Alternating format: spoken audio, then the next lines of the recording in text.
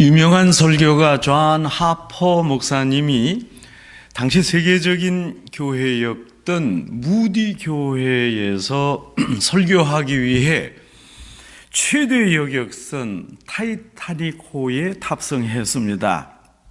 그 배가 항해 도중 빙산과 충돌했고 배가 파손이 돼서 결국 침몰했습니다.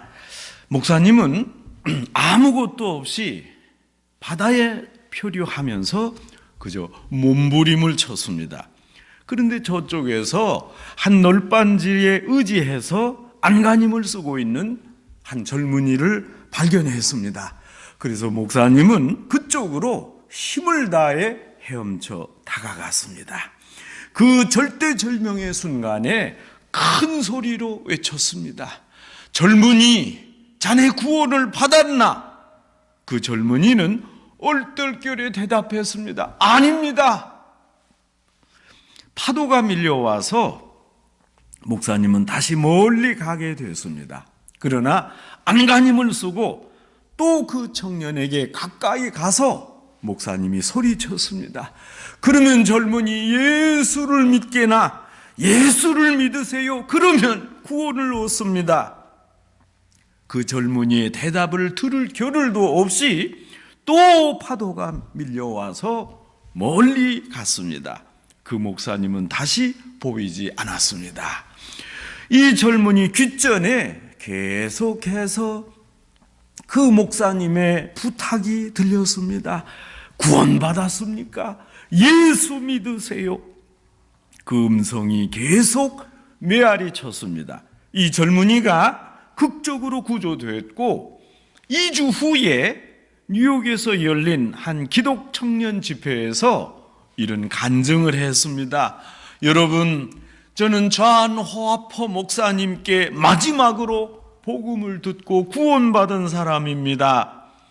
성도 여러분, 이 하퍼 목사님 어떻게 생각하십니까? 위대한 인생을 살았다고 생각되지 않습니까? 평소 그 많은 복음을 전하고 전도 집회를 통해 많은 사람을 구원했으나 이제 마지막으로 죽는 순간에까지 복음을 전하고 한 생명을 구원했습니다. 여러분, 이런 훌륭한 인생의 마지막을 본받고 싶지 않습니까? 오늘 성경에 나타난 사도 바울은 당시 세계를 누비며 선교했습니다. 이제 1차, 2차, 3차 선교 여행을 마치고 마지막 현장 에베소에서 배를 타고 예루살렘으로 가게 됩니다. 가는 도중 밀레도 섬에서 에베소 교회 장로들을 부릅니다. 그리고 유언과 같은 메시지를 합니다. 다시는 내 얼굴을 못 볼 겁니다. 오늘이 마지막입니다. 지금이 당신들과 내가 만나는 마지막이요, 당신들에게 설교하는 것도 마지막입니다. 이렇게 서로 끌어안고 울고 작별하는 이야기가 오늘 성경에 나옵니다. 마지막으로 헤어지는 시간에 바울이 지난 날을 회고합니다. 모든 겸손으로 참고 섬기고 전하고 가르치고 최선을 다해 복음을 전하고 충성되게 증거했다. 그런데 오늘 기록에 보면 성령께서 보여주시기를 이제 가게 될 예루살렘에는 결박과 환난이 바울을 기다린다고 말씀합니다.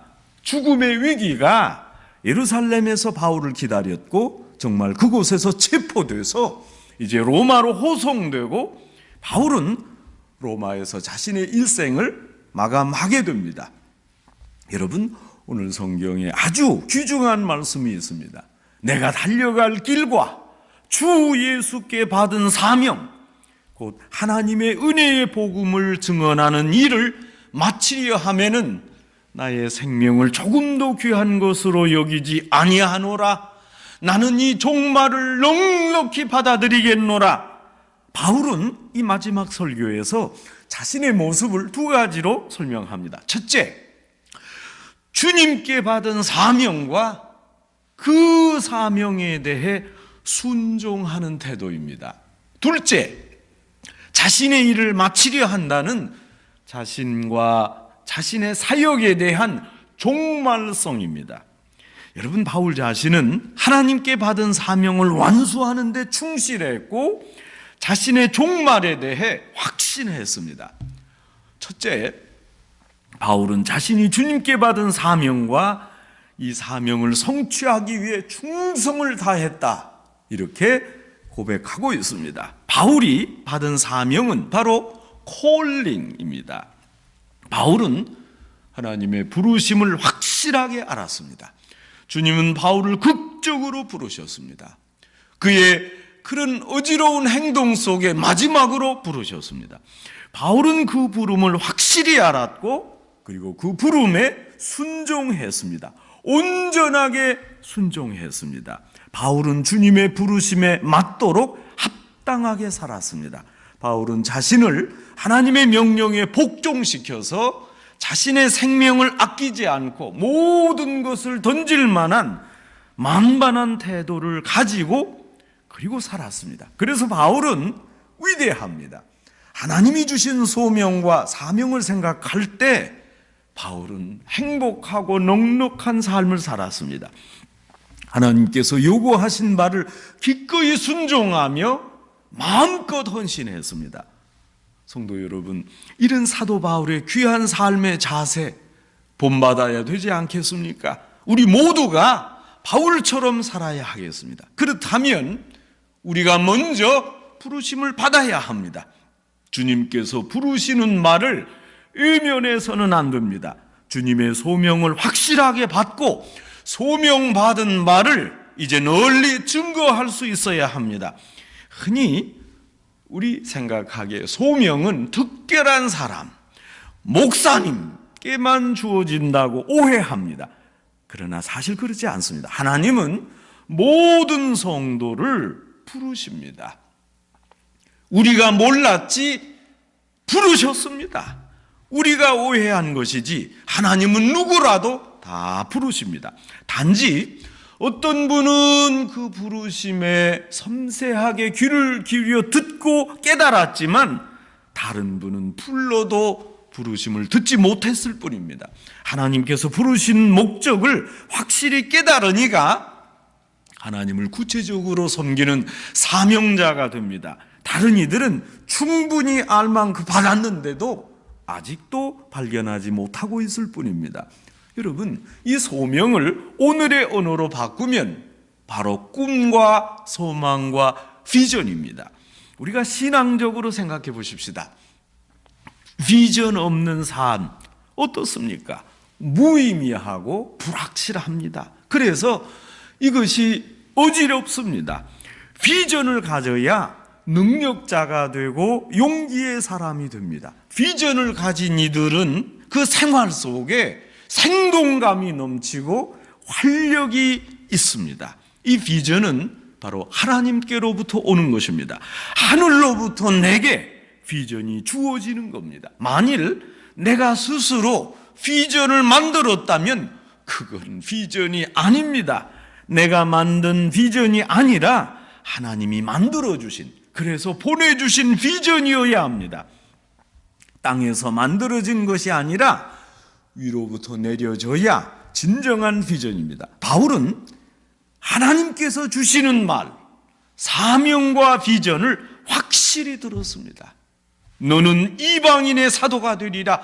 그것을 위해서 내가 너를 부른 것이다. 바울은 위로부터 받은 사명, 주 예수 그리스도로 받은 확실한 비전을 가지고 일평생 사역했습니다. 그 비전은 또한 계속해서 바울에게 들려줬습니다. 그러기에 바울이 생동감 있는 인생을 살았습니다. 말씀을 통해서, 찬양을 통해서, 그리고 삶의 현장 가운데 마주하는 사람들을 통해서 바울은 소명을 계속 확고하게 확증하며 받았습니다. 바울은 자신이 받은 바 사명을 성실하게 실천하며 살았습니다. 이것이 받은 사명에 대한 바울의 온당한 결단이요 결연한 자세였습니다. 사도 바울은 오늘 본문에서 강조합니다. 내게는 달려갈 길이 분명히 있다. 내게 주신 소명이 있다. 이렇게 확신에 차서 받은 내용이 바로 바울의 길이었습니다. 받은 사명과 자신이 달려갈 길, 이것이 하나가 되었습니다. 사명과 실천, 그것을 합치해서 바울이 충성했습니다. 받은 사명과 자신이 달려갈 길, 그것이 무엇이냐? 바로 하나님 은혜의 복음을 증거하는 것입니다. 바울이 그렇게 증거합니다. 단 하나, 오직 증거하는 삶, 복음을 전파하는 사명이었습니다. 뿐만 아니라 둘째, 바울은 자신이 끝낼 것에 대해서도 알고 있었습니다. 하나님이 이제 바울 자신의 일을 마치려고 한다는 말을 알았습니다. 하나님이 한 사람을 계속 씁니까? 무한정 씁니까? 그러지 않습니다. 이 위대한 바울에게도 하나님이 이제 끝내야 할 시간을 알려주셨습니다. 그래서 지금 바울은 스스로 당당하게 복음 전하는 사역을 마칠 때가 왔다고 증거합니다. 자신의 사역과 인생의 결론을 지을 바로 이 순간, 바울은 자신의 생명을 조금도 아깝게 여기지 않는다고 고백합니다. 바울이 지금까지 부지런히 복음을 전했습니다. 지금도 바울은 하나님 앞에 온전하게 헌신하고 있습니다. 그런데 끝이랍니다. 이제 마지막이랍니다. 그러면 아까울 게 뭐가 있습니까? 바울이 그런 심정으로 주님 앞에 있습니다. 열심히 활동할 때 바울은 주님께 헌신했습니다. 복음 전파에 매진했습니다. 또 지금 하나님의 의도에 따라 자신의 사명을 마치고 생애를 결정지어야 할 그때가 도래했다는 걸 알고 있습니다. 이 마지막에 하나님이 원하시는 대로 자신의 생애를 마칠 각오를 잘 준비하고 있습니다. 바울은 열심히 복음을 전할 때도 하나님께 헌신했지만 사역을 마칠 때를 미리 알고 그것도 담대하게 잘 마무리하고자 했습니다. 일할 때 열심을 다해 충성하는 것 헌신입니다. 그러나 때가 돼서 일을 마치고자 마무리하는 것, 잘 마무리하는 것, 이것 또한 헌신입니다. 여러분, 우리는 일하는 것만 헌신이라고 생각합니다. 그러지 않습니다. 여지껏 한 일, 하나님이 그만이다 할 때 내려놓고 잘 마무리하는 것, 이거 헌신입니다. 여러분, 혹 부부싸움을 하시고 난 후에 어떻게 마무리하십니까? 어떻게 시작이 됐고 그 과정이 어떻게 진행되었던지 간에 이제 이 말다툼을 끝내야 할 시간입니다.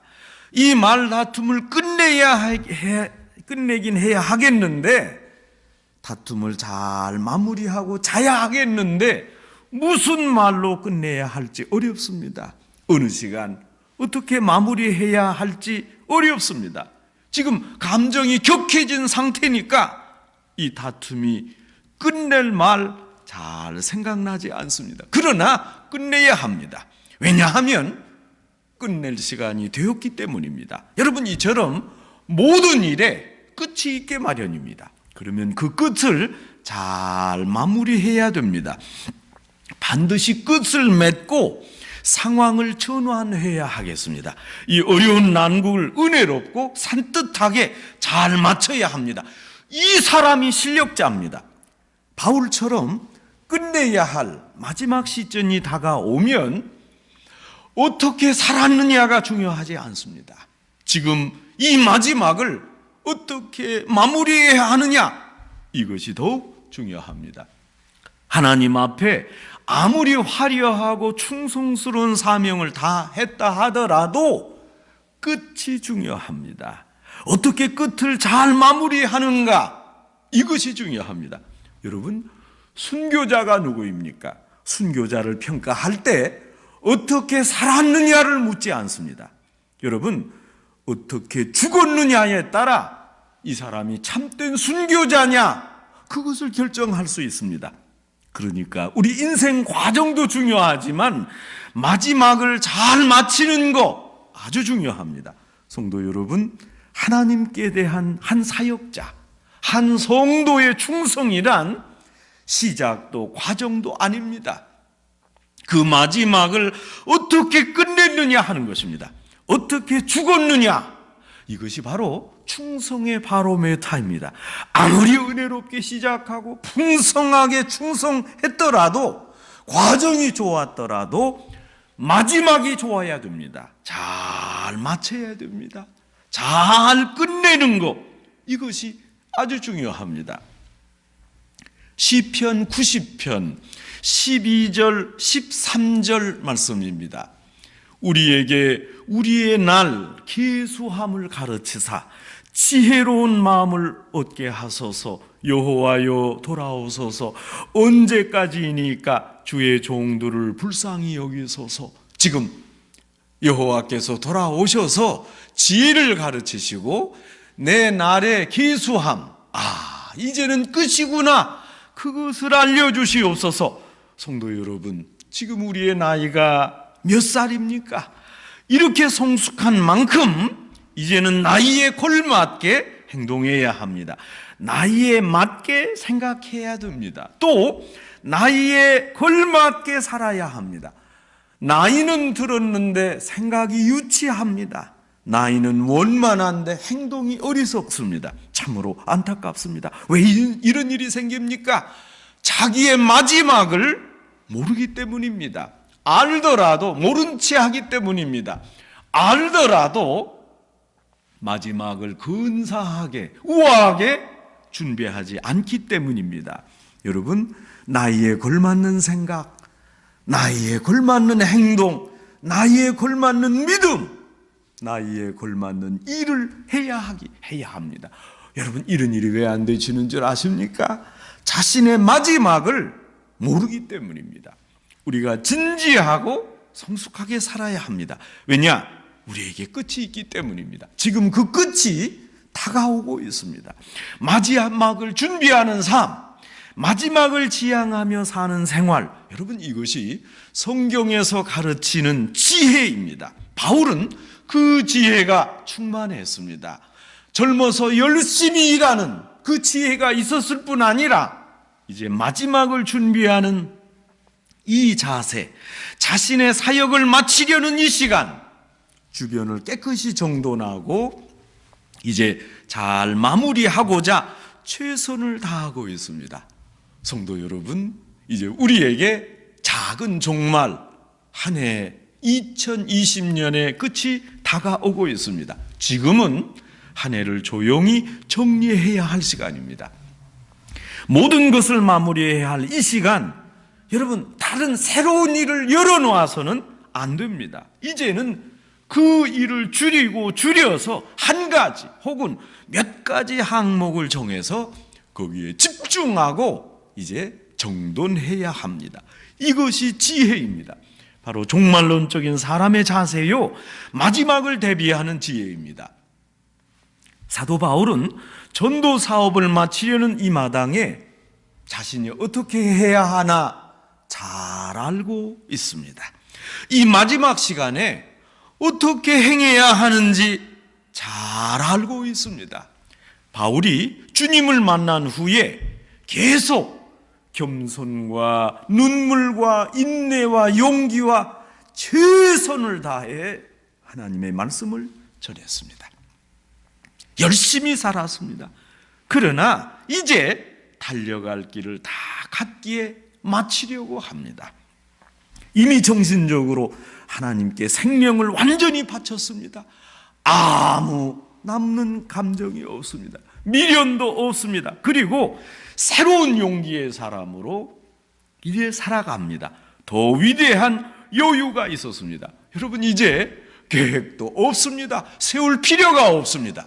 하나님이 마치고자 하신다는데 무슨 계획을 세웁니까? 하나님의 뜻대로 갈 것입니다. 여러분, 하나님께 이미 깨끗하게 바쳤습니다. 여러분, 시작도 중요하지만 그러기에 이 끝이 더 중요합니다. 사도 바울은 이렇게 모든 전도 사업과 계획의 끝을 맺고 생명을 하나님께 바쳤습니다. 그리고 이제 남은 생을 살게 됩니다. 며칠을 살든 어떻게 되든 빈부귀천간 그런 생각을 하지 않았습니다. 생명까지 바쳤으니까 내 주여 인도하는 대로 가겠습니다. 주님이 주장하여 주시옵소서.